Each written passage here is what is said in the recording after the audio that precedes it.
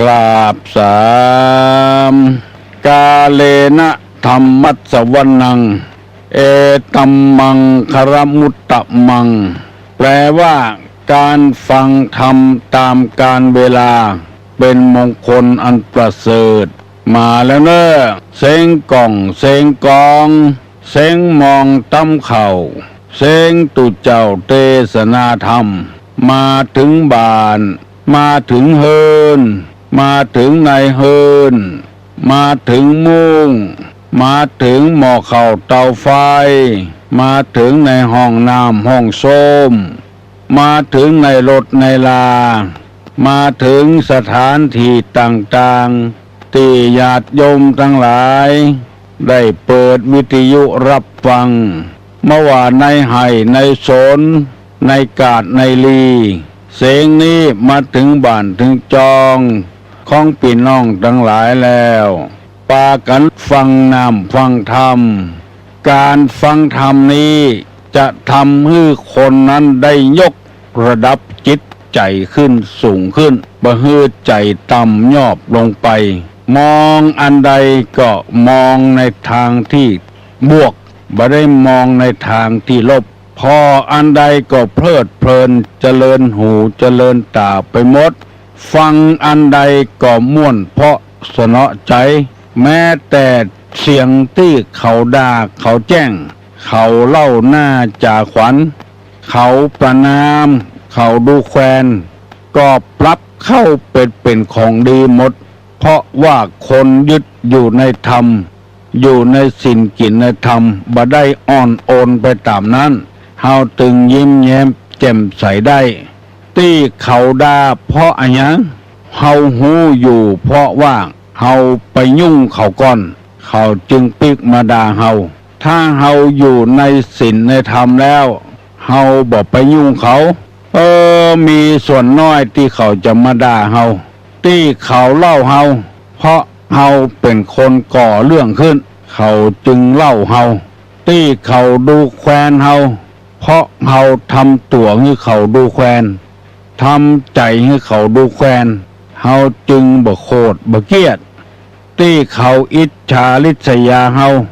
เพราะเขาเนี่ยอย่างเฮาบ่ได้เฮาจึงบ่มีความหวั่นวิตกอันหยังจึงทำให้จิตใจของคนจากที่ต่ำยอบขึ้นไปสู่ที่สูงมองอันใดก็เพลิดเพลินเจริญตาไปหมดกรรมที่บดีก็เป็นกรรมดีขึ้นสิ่งที่มันทุกข์ก็เกิดเป็นความสุขขึ้นธรรมะนี้ผู้ใดปฏิบัติแล้วฟังแล้วมีแต่บวกกับบวกดีกับดีบ่มีการที่จะลงต่ำได้เพราะฉะนั้นตุลงจึงได้นำมาเสนอ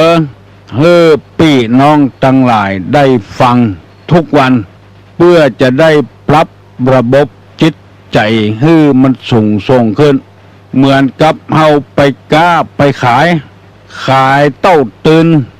มันก็หาสาระหาประโยชน์บ่ได้ขายปุดตื่นซ้ำหายใหญ่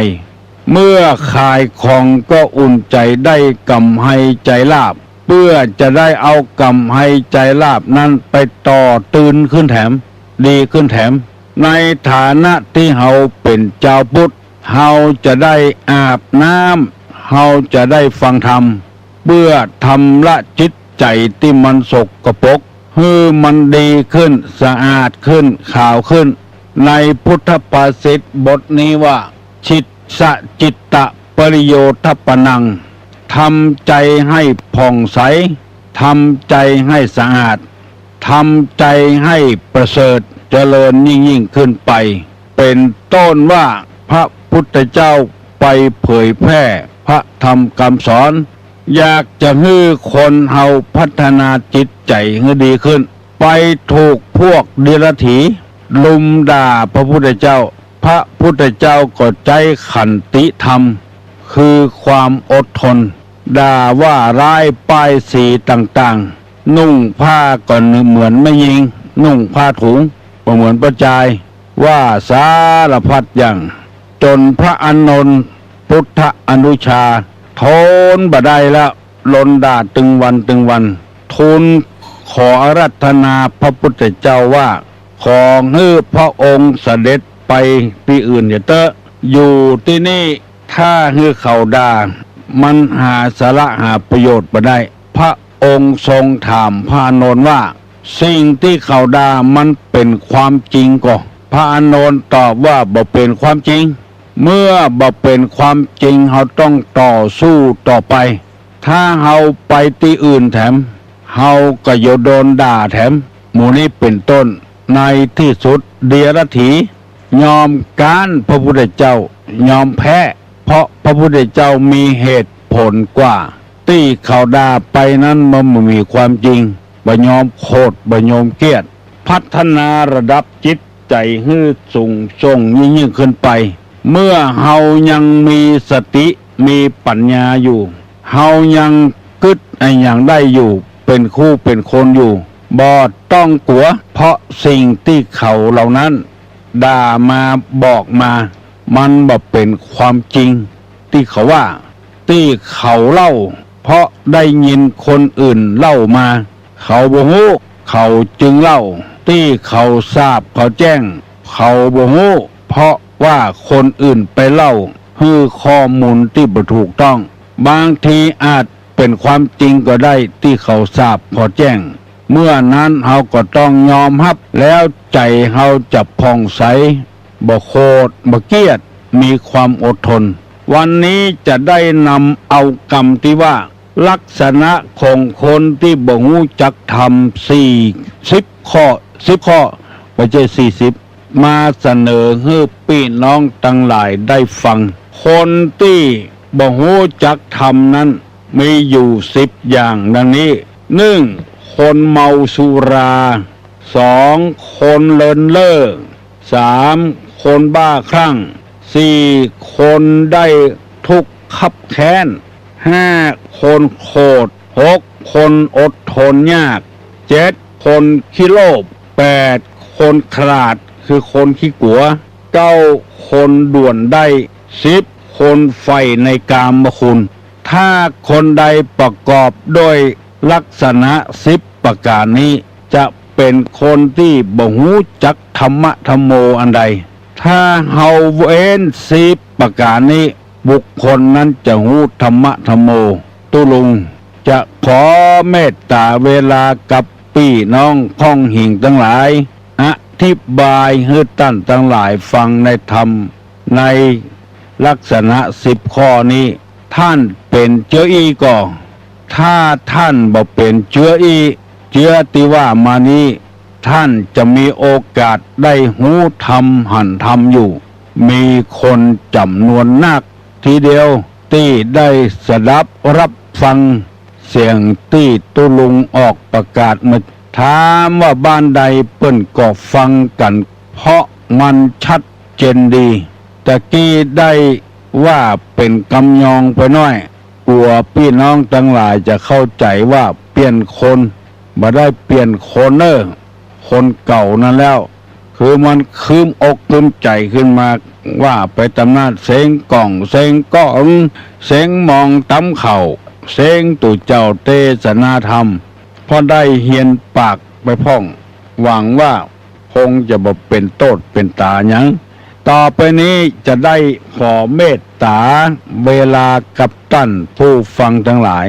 อธิบายลักษณะของคนหมูจักทำ10อย่างนี้เตือข้อไปคนเมาสุราเพราะว่าเมานักลำไปบ่มีสติครอบครองหันความผิดเป็นของดี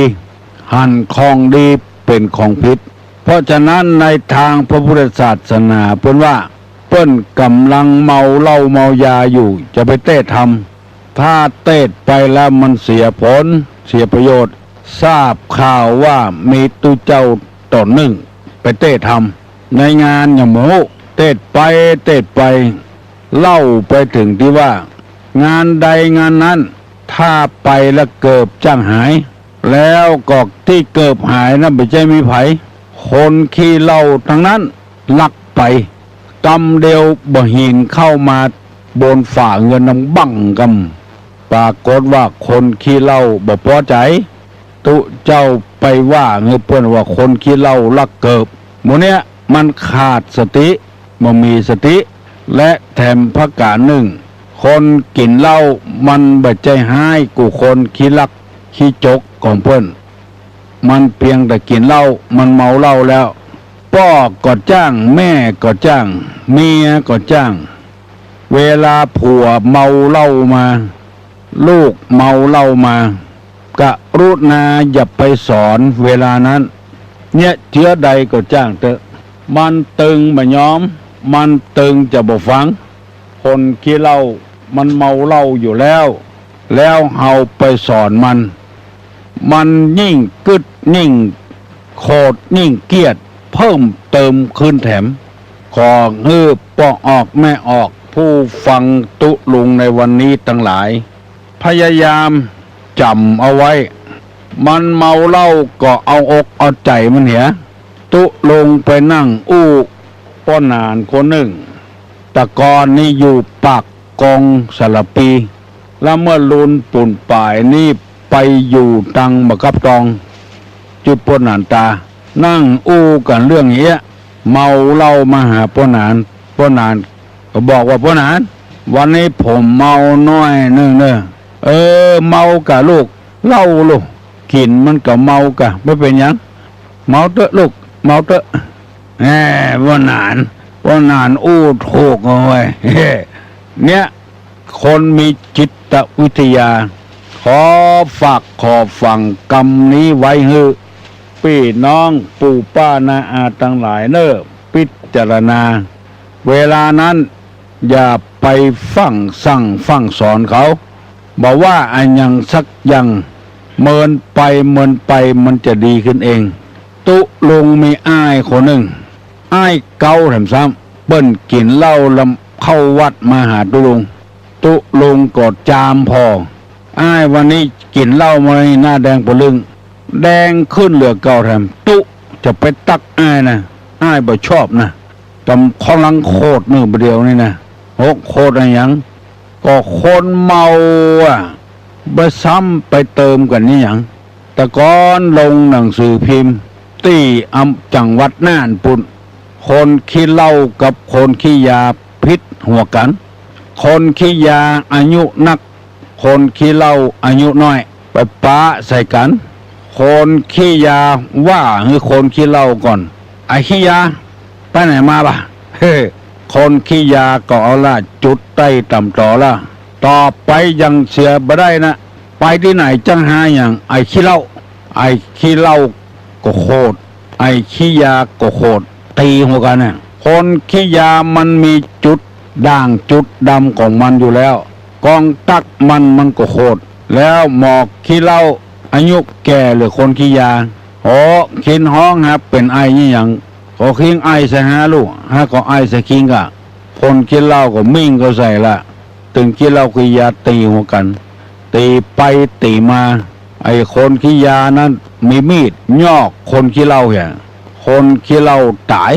คนขี้ยาปฏิดคอกมันบ่มีสาระบ่มีประโยชน์อันใดที่จะไปว่าคือมันมีปุ่มด้อยของมันคนขี้เหล้าคนขี้ยา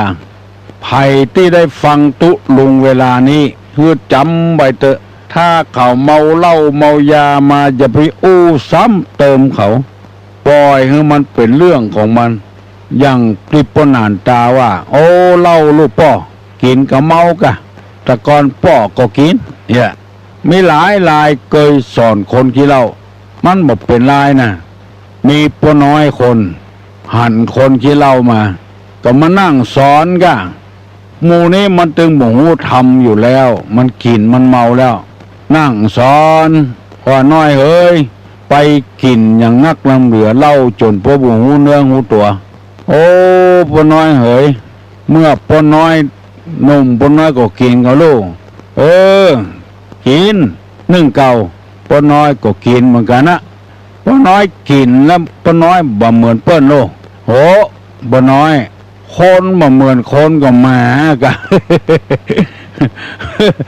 โดนขี้เหล้าด่าเป็นหมาเพื่อ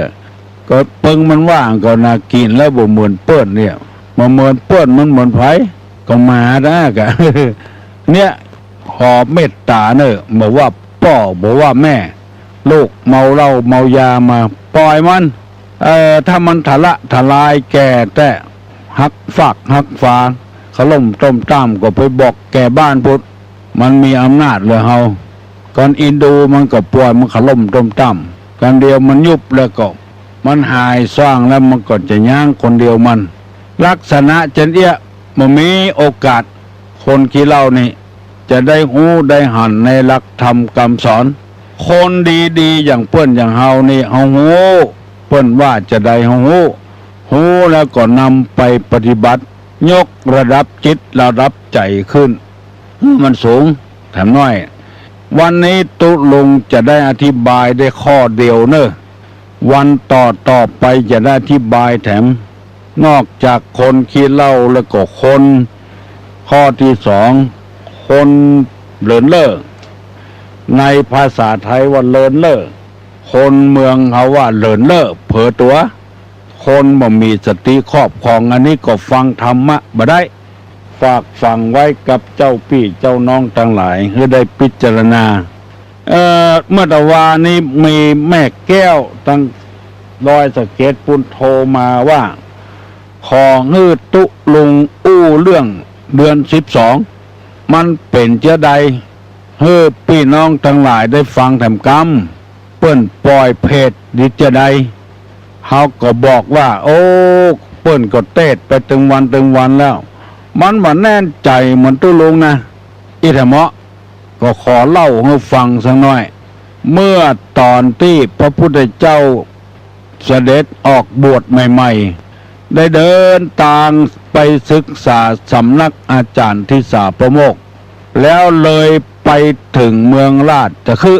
บ้านเฮาว่าเมืองราชกหนกรพระเจ้าพิมพิสารผู้เป็นพญาเจ้าเมืองได้ออกไปพบพระพุทธเจ้าตอนนั้นยังเป็นสมณะอยู่ขอให้สมณะได้ศึกเหีย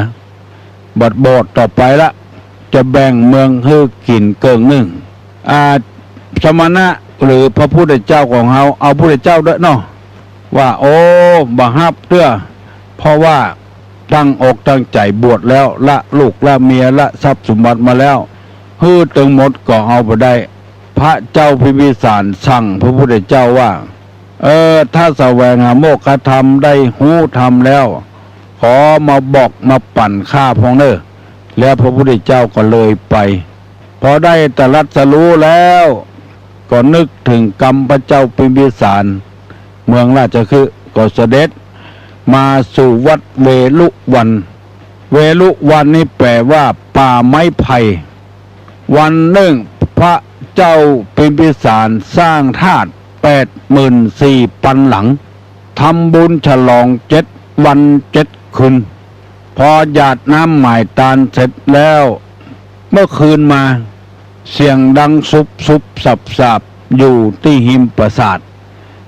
หันตัวก็มีบ่หันตัวก็มีหมาเห่าเต่าห้องแวดปราสาทจนนอนบ่หลับแจ้งมาก็นำเอาพวกเสนาทั้งหลายเข้าไปไหว้พระพุทธเจ้าที่วัดเวลุวันกราบทูลพระพุทธเจ้าว่าข้าเจ้าได้ฉลองพระเจดีย์พระธาตุ84,000 หลังหยาดน้ำอุทิศให้แก่พระพุทธศาสนาแล้วเป็นจะได้เมื่อคืนมามีเสียงซุบสับพระพุทธเจ้าก็บอกว่าเสียงซุบสับหุยห้องมาเฮาแวดบ้านแวดจองนั่นคือเป็นเสียงเพศบรมวงศานุวงศ์ที่ก่อกรรมทำความบดีตายแล้วบ่ได้เกิดบ่ได้งอกเลยไปเป็นเพศแวดอยู่ในปราสาทเขาใครได้ของกินของทานพญาเจ้าเมืองบ่ได้หยาดน้ำอุทิศไปให้เขามาขอส่วนบุญในเวลาสร้างธาตุบ่ได้หยาดน้ำไปหาเขาก็บ่ได้กินก็เลยมาซุบสับแล้ว พระเจ้าพิมพิสารก็ได้ไปทำตามนั้นทำบุญอุทิศให้หมู่ญาติทั้งหลายที่ตายไปเป็นเพศเขาหมู่นั้นได้รับส่วนบุญบางคนกำน้อยก็ลวดไปเกิดเป็นเทวบุตรเทวดาบางคนกำกลางๆกับปิกเกิดมาเป็นคนบางคำกำนักกับปิกไปเป็นเพศอย่างเก่าอย่างเดิมจำเดิมตั้งแต่บัดนั้นเป็นต้นมาคนเฮาทำบุญทำทานอันใดย่อมจะอุทิศส่วนบุญส่วนกุศลไปหาพ่อหาแม่แล้วก็มีกรรมหยาบน้ำวันยังกินจิกุศลังกัตตปังกัมมังสเปหิกเตหิกตังปุญญังโนอนุโมทันตุสุนันตุพุนโตเยเตวาอาสามิงฐานเนอติกันตาติคายุกาสตาหนตุมูนี้เป็นต้นเดือน12นี้ตามในธรรมเมืองว่าธรรมเปตพรีว่าเดือน12ออกเรื่องค่ำไปถึงเดือน12ดับจายมพระบาลนี่เปิ้นปล่อยหมู่ที่เป็นเพศนั้นมาเสาะหาของกินของทานคนเฮามักนิยมทำบุญอุทิศให้พ่อให้แม่ทานสลากหักไม้พ่องทานขันเข้าพ่องทานทำพ่องอันนี้เป็นประเพณีอันดีอันงามของคนเมืองเหนือการที่กึศถึงบุญคุณคนที่สร้างสรรค์ไว้แต่ก่อนที่เฮือนเฮาอยู่นี่ก็เปิ้นสร้างไว้เปิ้นตายละที่บ้านที่เฮาอยู่บ่เดียวก็บ้านของเปิ้นตายละไว้ให้เฮาเพราะฉะนั้นเฮาควรอย่าทำบุญอุทิศเปิ้นบ่นักก็น้อยพอให้พอดีจะไปตานนักตานหนาเมื่อหมู่นั้นไปเป็นเพศแล้วเขาจะมาขอส่วนบุญถ้าเขาไปเกิดเป็นเทวบุตรเทวดาไปเกิดเป็นคนเข้าสู่นิพพานแล้วก็เฮาบ่ต้องตานหาเพิ่นก็ได้เฮาบ่ฮู้ว่าเพิ่นไปเป็นอะไรหยังทำบุญไปเตอะป้องออกแม่ออกบ่เสียหายอย่างเฮาดาขันตกไปสู่เพิ่นนะเพิ่นมาบ้านเฮาดาขันตกไปสู่เพิ่นเอาน้ำมาให้เพิ่นกินมาแล้วอิ่มแล้วเฮาก็ยกเขาในเฮือนแล้วเฮาจะเอาขว้างก็น่าเสียดายอยู่กับปิกเอามากินบุญนั้นก็จะสนองมาถึงพี่น้องทั้งหลายผู้นักก็บ่ได้เพราะคนบ่เดียวมันหัวแหลมจะว่าตู้เจ้าแปลงกินอย่างนี้เป็นต้นฮือกึดเอาคนเดียวพิจารณาคนเดียวแปลงกินก็บ่แปลงกินถึงบ่ใจเดือน12เปงเฮาก็ถึงได้กินกันบ่ได้ว่าจะอ่านกลัวพี่น้องทั้งหลายเข้าใจผิดที่ต่างเฮาอยู่นี่รูปร่างหุ่นของเฮาพ่อแม่แปลงขึ้นมาแล้วอันเนี้ยเป็นส่วนที่เฮาได้รับจากพ่อจากแม่มาเมินแล้วขอให้ทำบุญทำทานไปเรื่อยๆเถอะมันตึงจะได้ฮอดจอดถึงปนมมือขึ้นสัพพโลกาวินิมุตโตสัพพสันตาปวัสสิโตสัพพเวระมติกันโตนิพุตโตจตุวังภวะสัพพิติโยวัจจันตุสัพพะโลโกวินัสสตุมาเตภวะตุนตรโยสุขีติคายุโกภวะอภิวาธนาสีริสนิจังวุธาปจายโนจตาโลธรรมาวัฏันติอายุวันโนสุขังปลัง